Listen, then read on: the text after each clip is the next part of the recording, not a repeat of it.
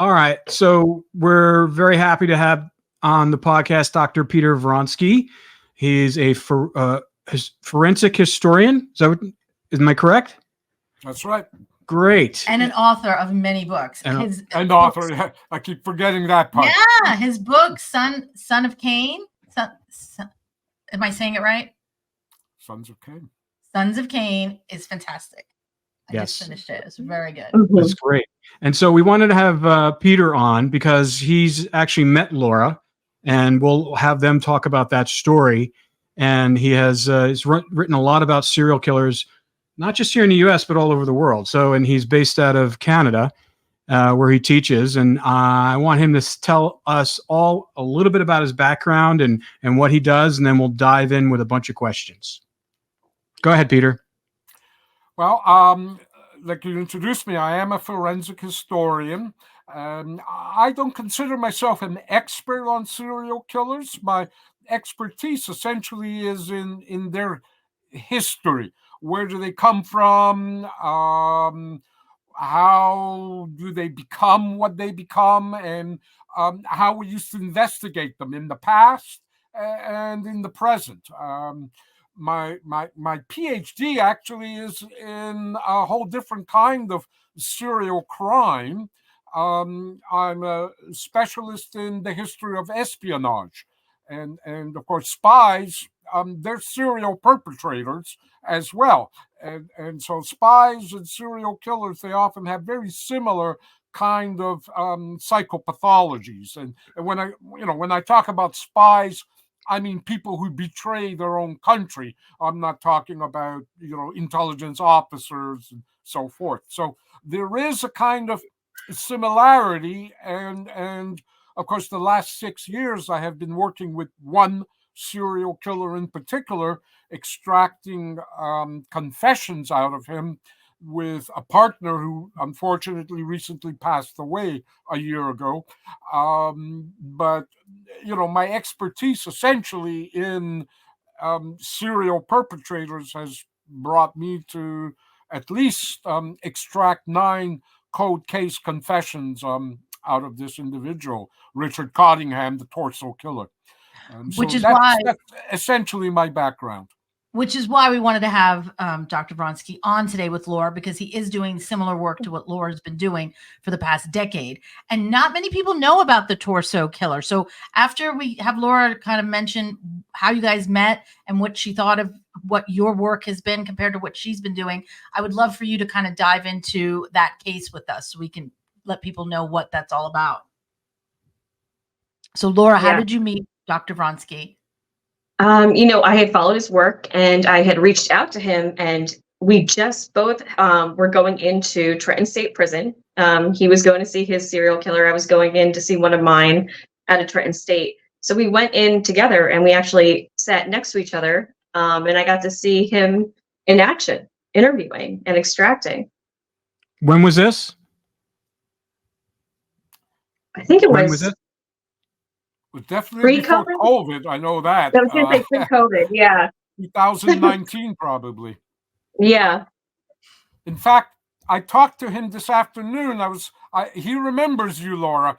And I just was telling him about what you were doing, and he remembered that day, because that was a strange thing for somebody to suddenly, the both of us talking to each other was like, who the hell are these people? Where are they from? It was totally unexpected.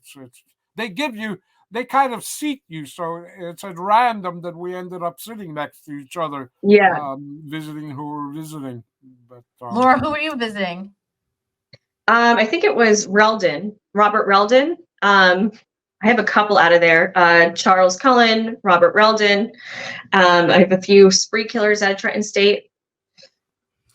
Was that the first time you met someone who was doing the work like you were doing, Laura? Yes. Yeah, that was my first time going into a prison, getting to meet somebody, doing the same work that I was doing, and, actually get to see them in action and actually sit next to each other. Wow. Well, yeah.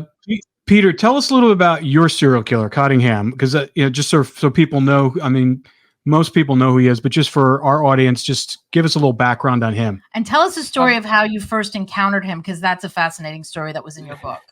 Yeah, it's a long story. I've told it so many times. It's hard to tell now. It's becoming almost like a script I do, because everybody asks, right? Well, because it's so great. It's such fantastic. a great story.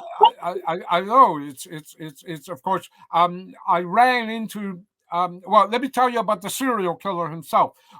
Richard Cottingham, the Torso Killer, is notorious because in 1979, in December, he murdered 2 women in a near Times Square, a 42nd Street hotel. Actually, it was in Hell's Kitchen, 10th Avenue and 42nd Street. But he murders 2 sex workers inside his hotel room.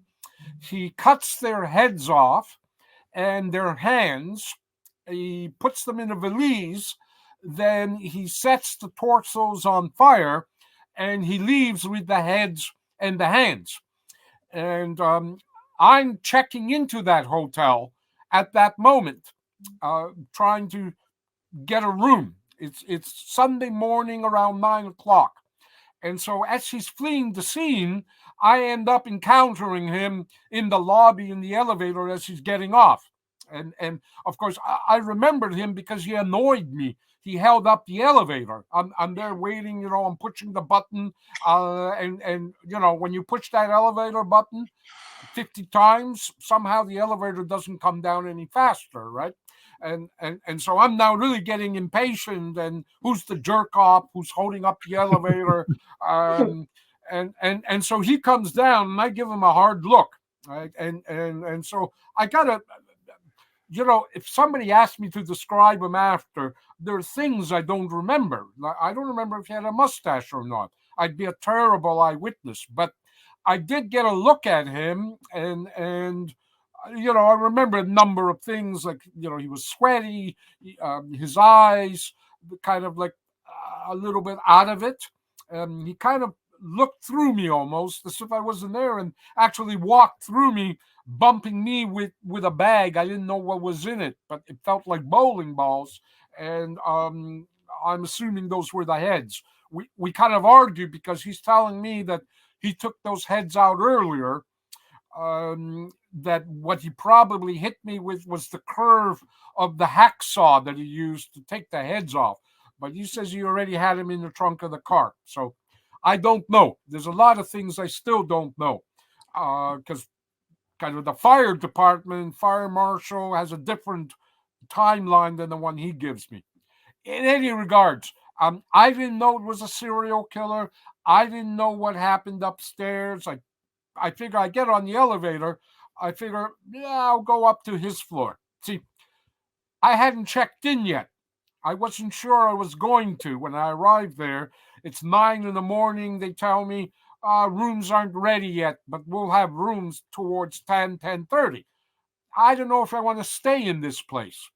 So New York, as you said, it's a bad time in New York, 79. I've never been to this place. So I figured I'll take a walk around first, and then I'll decide if I'll stay there. So I hit his floor. I go up to his floor, and as soon as I come off the elevator, there's this smell. All right, like I can smell. It's like something burning, like chicken feathers or the hair. Like if you ever burned your mustache, that smell of burning hair. And I figured that's the way the hotel smells, right?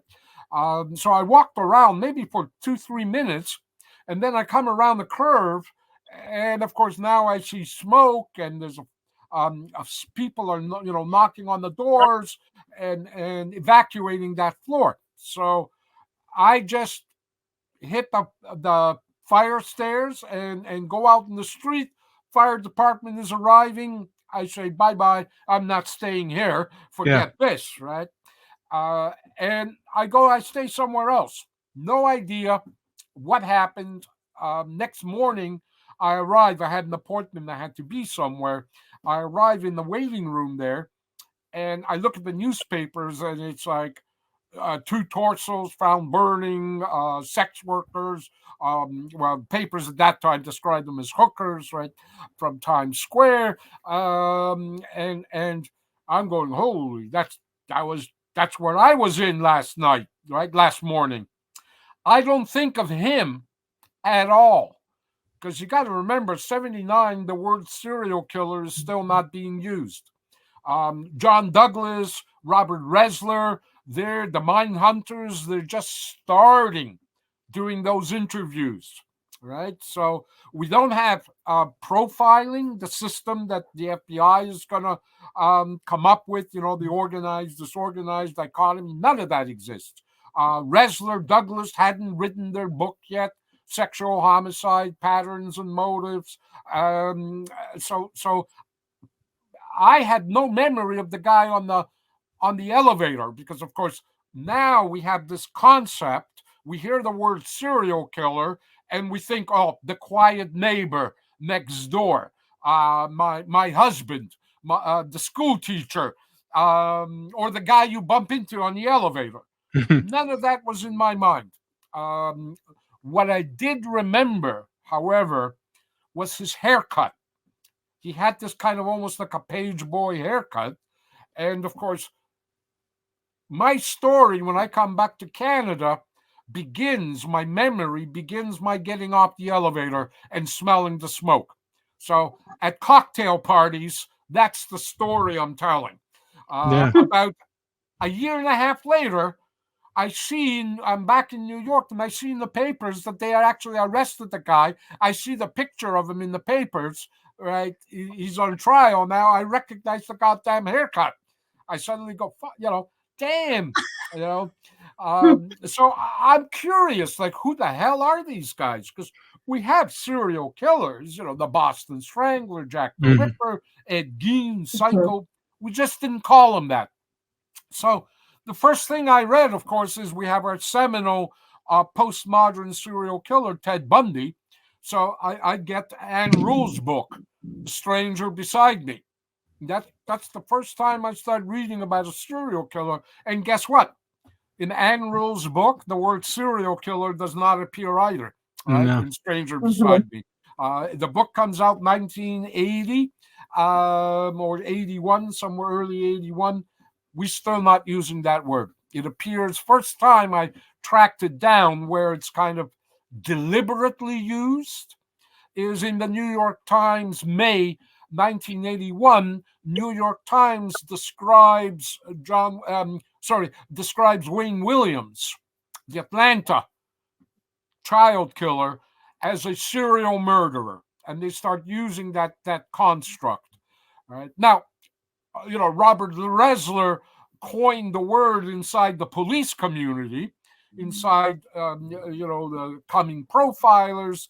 They're looking for a word, but as far as the public is concerned, the media, that word doesn't exist, and the concept didn't exist either.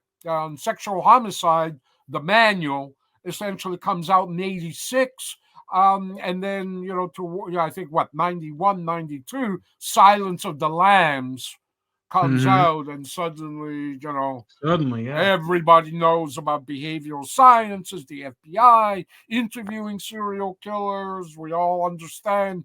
You hear the word serial killer, you're looking at your neighbor now, and all those concepts start getting ingrained in our mythology, in our history, in our culture, and that's where it comes from. So I had this interesting experience of meeting this serial killer kind of in the wild. He wasn't apprehended. It wasn't like I was interviewing him, but I had this encounter with a serial killer out there without realizing I was having that encounter. But he wasn't the that only inspired my book, essentially. Right. And then he wasn't the only serial killer that you encountered in the wild. Oh, yeah. As I was writing my first book, In the wild, I realized I had stumbled into another serial killer in Russia in 1990 when I was working on the documentary. And I turned him down for an interview. So that, I remember him because of the story he told. He was in. This was Chikatilo, of course the Red Ripper, and he was in Moscow protesting something, and we were shooting the protesters, and so he kind of caught my attention because he had an old Russian flag that you didn't see at that time, that early yet, stuck. He had like a little tent, and so he had this little Russian flag. So he caught my attention, and we started talking to him, and he starts telling me the story about how he's there to meet Gorbachev, the premier of Russia at that time, and of course, what the story he had to do with the mafia building a toilet next to his apartment house, right? Something totally crazy. You know, there were people there who were like in the labor camps. They lost their families. They had heavy stories to tell.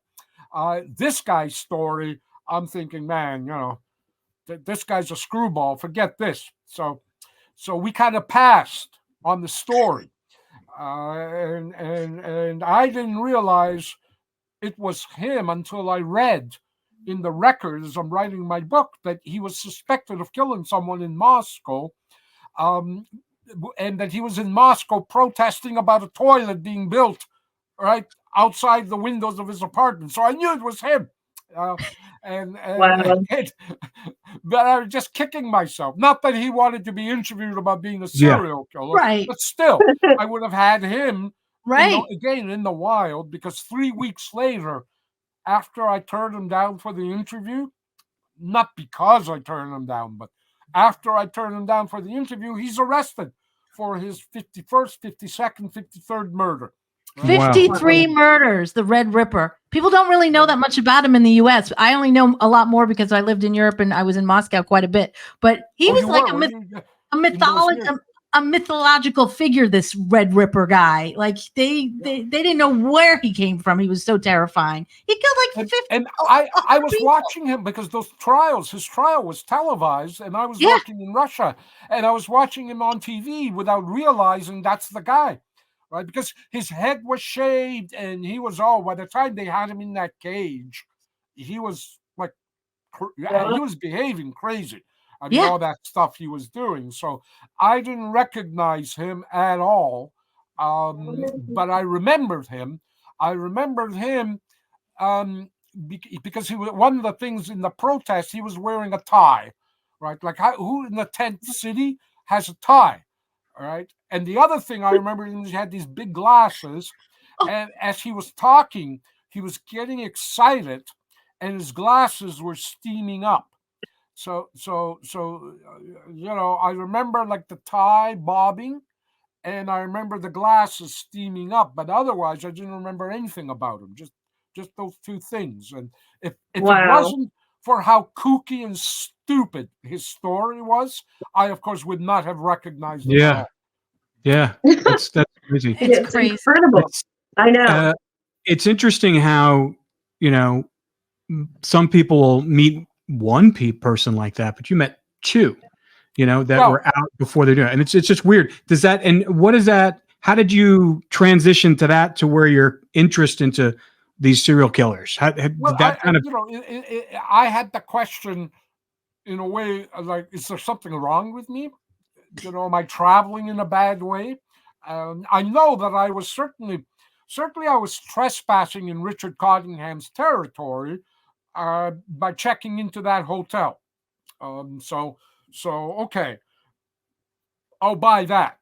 Chikatilo I met in the public square, but listen some people random. Say again? I met Robert Kennedy a year before he was assassinated. I was a kid. I ran into him in Montreal with my dad. Right. I ran into Sammy Davis Jr. in the cigar store in London. I ran into Peter O'Toole on an elevator. I ran into Elton John coming out of a hair clinic in Toronto. I ran into Andy Warhol in the doorway of a bar in New York. So, what can I say? You're an I wasn't seeking these people out. They weren't serial killers, as far as I know. And that's just, there's about 5 other people. Tiny Tim, I ran into in the lobby of where he lived, because the Hotel Alcott, because you could rent rooms there, just totally at random. So I can name about 10 people that I had run into at random that way. I really didn't travel, more than, I traveled a little bit more than the average person, but it wasn't like I was a crazy traveler on the road every day. So we probably run into, all of us, I imagine, and I think I wrote that in my book. I said, essentially, probably all of us have walked by a serial killer, or sat on the bus next to one, or parked our car next to one. There are enough of them out there. We just don't know it. The only difference is that I found out who my serial killers were, but who knows who you guys, might have. Yeah, I think, got on the subway next to. exactly. But I think there are certain people, because I think we're all kind of like that on this call here, that are kind of antennas. Because I found myself at different points where history and people have kind of revealed itself when I was unaware of it. So it's like, I think you have that, when you have that, I don't know what it is, but I think it's just part of our genetic makeup or DNA or anything like that. Because I don't know a lot of people like us that kind of are drawn to these subjects because we're exposed to them. I was exposed to this because I was a young producer, and they were doing these prison documentaries, and then they had the producer, he couldn't do the show to go to this prison, and they said last minute they sent me. And I had no idea where I was going. I was going to Corcoran State Prison, had no idea what it was about. Spent 10 days there, find out that, I met Sirhan there. I interviewed Charles Manson, all these, and I had no idea. And it was just kind of completely random. And then, I came back from that, and then the war, 9/11 happened, and I was on the prison yard in Folsom interviewing someone. I get a call, and they said, "Do you have a passport that's ready to go?" I go, "Go." They shut me in a plane, and I went to the Middle East. And so I was part of the Enduring Freedom. So I think there's times where you're not even thinking about it, but if for some reason certain people get grabbed by those moments and have opportunities, and I think that's what happened to you, happened to me, it's happened to Cindy, it's happened to Laura. Yeah. I mean, the randomness of, Lawrence Bittaker answering her letters and allowing her to come here, and then as soon as she goes and sees him, he opens up to her and starts spilling all these details. I mean, there's something in our makeup that allows that to happen. It doesn't happen to everybody. And I think we all kind of experience that, because, people, we tell people these stories, like, we're fascinated with that story, but we totally relate to it. Yeah. Because it totally relate to it. But, I tell my, my family to this day has no idea what I do. No, they don't. And they could care less. And I don't even bother telling them anymore. And then they'll watch it and they go, "You were there? You talked to him?"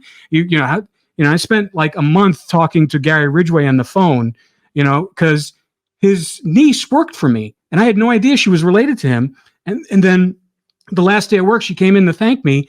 And I asked her, I go, "What are you going to do now?" And she goes, "Well, I was thinking about doing a documentary about my family." I go, "What's unique about your family?" He goes, "Well, my uncle's Gary Ridgway." And I was like, "Whoa, sit down." And 2 years later, we're doing this documentary because she was a new mother and she wanted to find out more about her family history. She was so worried about the genetic serial killer gene getting passed on to her kids. So she wanted to learn all this stuff. And so we opened up this whole Pandora's box where we have to talk to him. No one's talked to him. My whole family has been separated. I want to bring him back together. And so that was an opportunity to do that and find more information about, and, get victims and stuff like that and get details. So I think there's a universe that we're swimming around in that a lot of people aren't swimming around in. Yeah. Certainly, I find myself being pulled into different orbits. I mean, just from the daughter of one of the Torso victims calling me in 2017 and introducing herself to me and essentially saying, "I'm talking with Richard Cottingham, help me." And I'll get you in to see him. He'll talk to you, because otherwise, he wasn't talking to anybody. Yeah. And so, but he was talking to her. And so how could I say no? All right. In fact, I was finishing Sons of Cain. That was going to be my last book on serial killers. I wasn't going to do another 6 years of this. I was going to start writing about other things. But then Jennifer Weiss, daughter of Judea Gudarzi, calls me out of the blue, right? And now, 6 years later, I've got hundreds of hours in with Cottingham. I met Laura. I living an unexpected life. All those years when I actually met these serial killers, and even I didn't write about them until 2004. So that's now 20 years ago. But the last 6 years, I've actually been, actually talking to them. None of my books, I interviewed any serial killers. I didn't want to. I looked at YouTube, and all the questions that people ask those serial killers that are on YouTube and are on the TV shows are the same questions I would have asked. There's nothing that I wanted to ask that nobody else didn't. And the answers they gave were totally unsatisfactory. So I didn't want to talk to any. And so Richard Cottingham is the first, because everybody assumed that I was doing all these interviews with them. Richard Cottingham is the first and only serial killer I've been, talking to. And really, it started as interviews, but he started blurting out confessions. That's how it all started, right? He started blurting out all these confessions, because when I arrived with Jennifer, he was in for only 6 murders. He's in now for 18. Wow. And so that's over the last 6 years. And 9 of them, Jennifer and I directly assisted in those 9 being closed. And so just the idea that I would be involved in an actual investigation, not just writing about the history of it, not just witnessing it, but actually participating in it and contributing and assisting in it, was something I never imagined. So you're kind of right. We do get propelled into, I don't know if there are opportunities. I almost dread using that word, opportunity, right? But they are opportunities to to do something.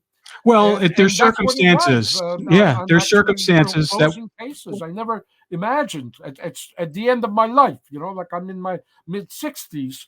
I'm supposed to be going on the beach somewhere, retiring in coconuts and sunshine, not doing this. So this was unexpected. Yeah. So when Jennifer, she was one of the daughters of one of the victims of the Torso Killer. When she reached out to you, she just found you on the internet, or how did she find you? And what happened when? She reached out? Well, she read my books, because of course I described Cottingham in the books, right? So either she found me on the internet or somebody gave her my number. But she introduced herself as Dita Godarzi's daughter. I knew she existed because Dita Godarzi gave her up for adoption about 18 months prior to her murder. And I always wondered what happened to the infant, because you see, the way they identified the torso, because remember, she had no hands, no heads. And so it was the cesarean birth scar that helped them narrow down who's missing. And her shoes. Cottingham made a big mistake. He left her shoes in the room. And her shoes were only sold in a few Bamberger stores in Trenton, New Jersey. So the cops had a torso, no head, no hands, but they had shoes only sold in Bambergers, and they have a cesarean scar. So she had kids. So they start going through hospital records. They're looking for witnesses, anybody missing, and in about a month, they identified the first torso. Second one was never identified to this day. A teenage girl, we don't know who she is. Wow. So Jennifer wanted to find the heads. And we've been searching for the heads. We've done now multiple searches because, of course, if we can find Dita's head, we're going to find the other girl. And now with facial reconstruction, she also had a very rare blood type. We still might have a chance at identifying her. But we just got to, find those two severed heads and, the valise. It's a vinyl valise. Vinyl is not biodegradable, but of course that presents problems as well. And searching out for human remains that are 40 years old, you need a special kind of dog. It's not an ordinary cadaver dog. You need war grave dogs. Yep. Yeah, Dogs we that have are them. sniffing out missing soldiers in Guadalcanal from in the Pacific, right? And New York, it's a New York case because she's missing essentially on the New York case, and I got to say NYPD was amazing how they responded to searching for this girl because they don't need the heads. Cottingham was convicted back in 1984. He's serving time for those murders, so nobody needs those heads to prosecute him. He's convicted on that. But because this girl was still missing, NYPD put in and are still putting in a lot of energy. I mean, cops are coming out on their own time now looking for this last girl. Yeah. So The valise. She's buried. We have her torso. You see, certainly for DNA, we can extract the DNA from her torso, except her torso is buried on Hart Island, which is the potter's grave. Over 1 million New Yorkers buried on this island offshore in the Bronx. And geological shifts have moved the graves, so they cannot, what they wanted to do, of course, was just to tap in from the surface. But now they can't determine for sure where exactly her body is without digging up the entire row, because all the people are buried in a row there. So that's a problem. And little technical things, bureaucratic things have made what was going to be an 18-month thing into 6 years. Yeah. The valise. So did he tell you where he dumped the valise? Yes. Yeah. He told us. Yeah. Yeah. Where did he dump it? We got it. We've identified the area. It's about a 20 square yard, 20 square foot area that we've been working now. 3-4 times we've now searched on it. It's on a slope, so maybe animals dug it up the day after. We're talking about 40 years. Mm-hmm.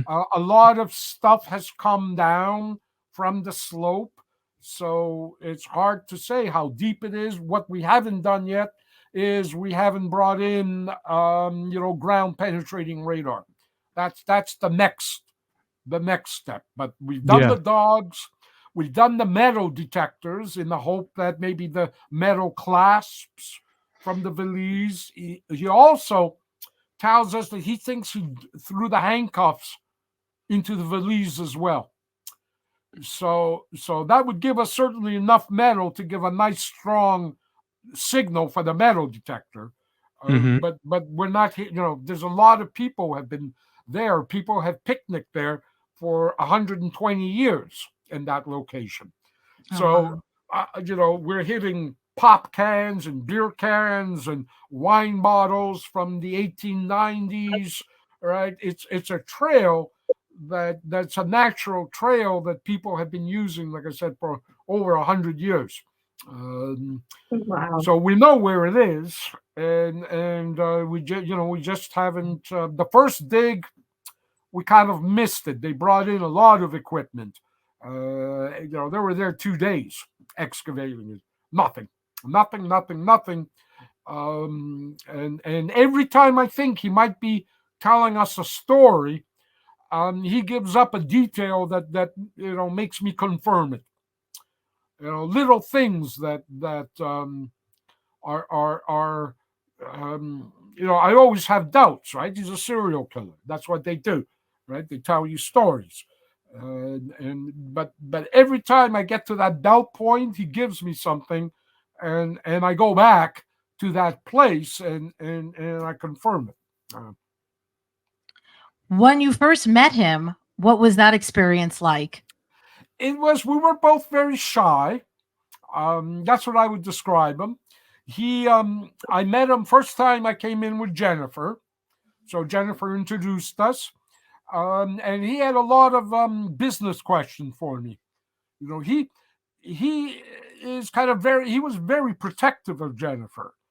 And he wanted to make sure that she was getting into a good deal, that I was a genuine writer. He wanted to know who my publisher was, how many books I sold, did I have an agent. He asked all the right questions.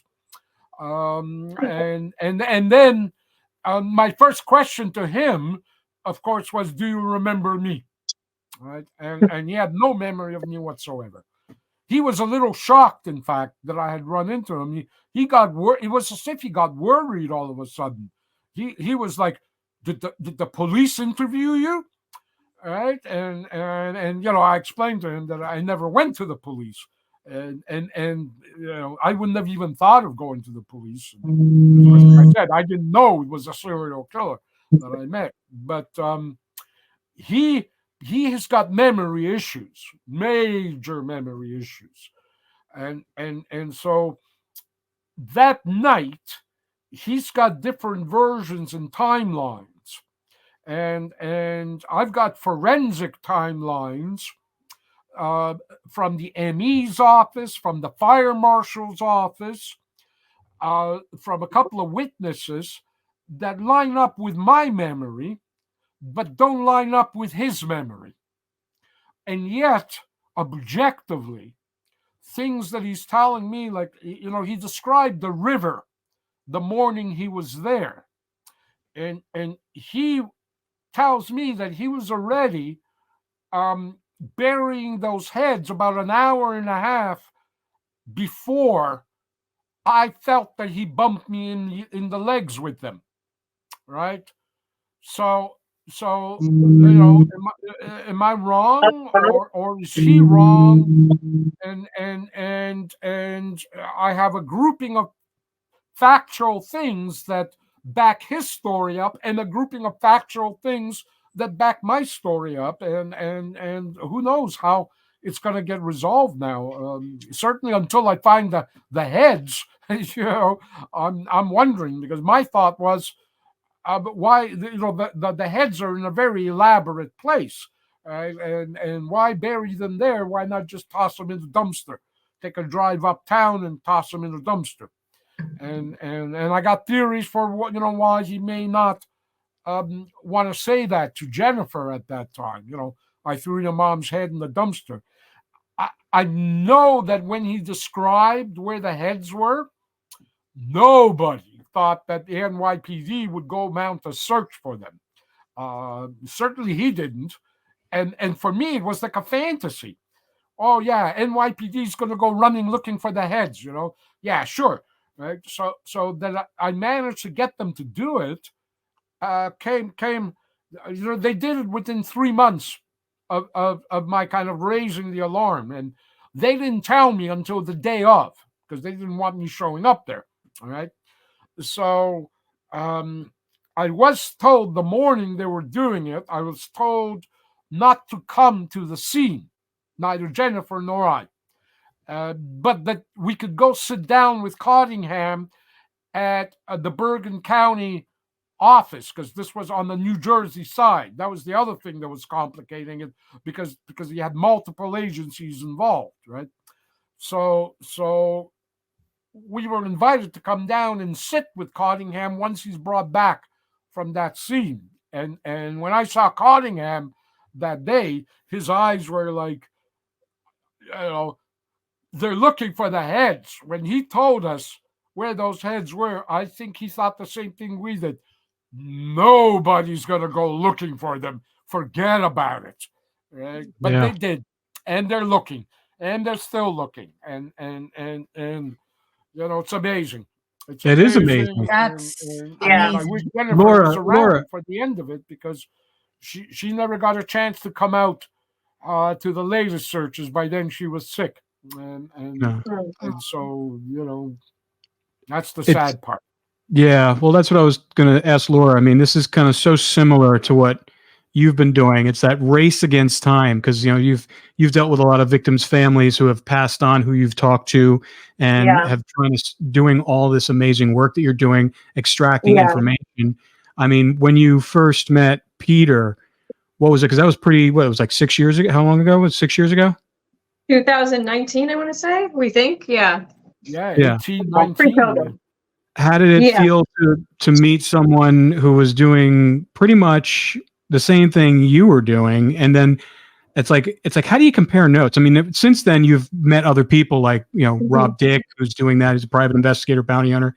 But it's such a unique situation where you're going in and you're basically opening yourself up to this basically horrific person who's done horrific things. And you have to, like we always say, tactical empathy to kind of extract information from them.